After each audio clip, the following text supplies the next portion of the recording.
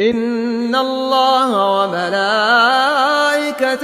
يصلون على النبي يا أيها الذين آمنوا صلوا عليه وسلموا تسليما.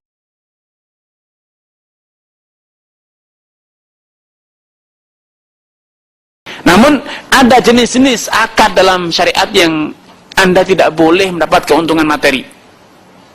Keuntungannya harus benar-benar keuntungan akhirat semata, yaitu lillah. Sampai-sampai Allah menggambarkan di antara akad sosial ini, Pak, adalah utang piutang, sedekah, wakaf, infak, dan yang serupa. Dalam akad-akad ini maka tidak boleh ada keuntungan materi, karena keuntungan materi di sini itu hukumnya haram. Hukum semena-mena, Pak.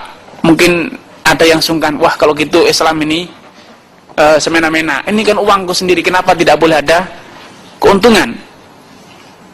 Kalau saya ngutangi orang 100 juta misalnya, Pak, ya, Bapak saya utangi 100 juta, kan secara logika, pola pikir konvensional, pola pikir masyarakat mengatakan kalau 100 juta ini saya investasikan, saya kelola, pasti sebulan saya akan untung sekian, saya akan mendapatkan return sekian, reward sekian kalau saya investasikan. Lah kalau saya utangkan, kenapa tidak boleh? Padahal hanya saya minta 1% saja, kenapa haram? Allah Subhanahu wa ta'ala tatkala membagi akad menjadi komersial dan sosial ini mengingatkan Bapak, ingat Pak, hidup itu bukan hanya sekali. Bapak mencari keuntungan di komersial itu hidup di mana? Di dunia. Tapi jangan lupa, Bapak akan hidup lagi di akhirat. Maka ada harus keuntungan yang bersifat ukhrawi, yaitu keuntungan sosial, keuntungan pahala dari Allah Subhanahu wa ta'ala. Jadi Bapak ini secara dalam Islam itu dipaksa, kalau boleh dibilang, dipaksa harus masuk surga. Dan itu bukan hal yang aneh. Bapak kalau tidak mau masuk surga dengan tidak sadar, dengan tidak sukarela, banyak bersedekah, banyak berinfak, maka kalau berhutang, memberi piutang, maka Bapak dipaksa untuk tidak memungut keuntungan. Agar apa? Agar Bapak masuk surga.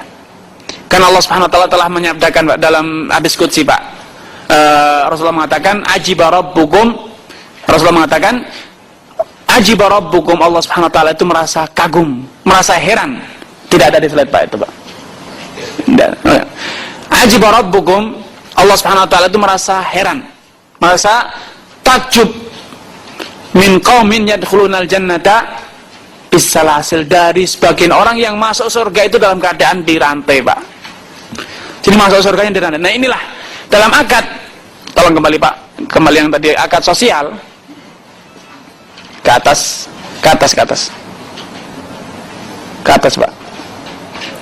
Bapak semakin ke bawah itu. Ke atas, ya. Dalam akad sosial, Bapak diharuskan untuk masuk surga dan tidak boleh mendapat keuntungan sedikit pun untuk dunia. Makanya kalau memberi utang, maka Bapak dari perutangan ini adalah ladang untuk masuk surga. Kalau Bapak tidak mau, Bapak dipaksa. Masuk surga kok dipaksa? Jadi Bapak memberi utang itu adalah ini ladang Bapak untuk masuk surga. Tapi kalau Bapak tidak, saya tidak mau masuk surga, saya mau masuk neraka saja. Makanya ngutangi tapi dapat untung, maka Allah paksa, tidak boleh, haram hukumnya. Kalau masih nekat, sudah haram nekat juga, maka apa boleh buat Bapak milih neraka, ya silahkan.